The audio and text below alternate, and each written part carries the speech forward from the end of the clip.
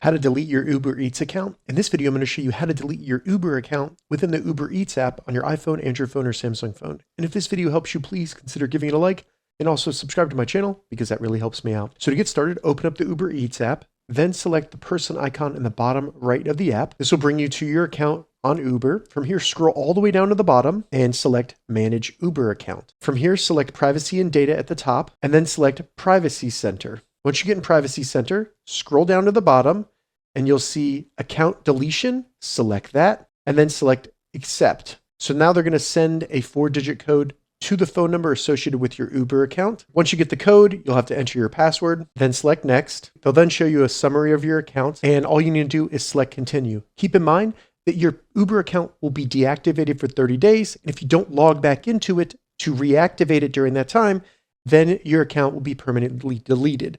So select Continue, give them a reason for why you're deleting your account, and then select Delete Account.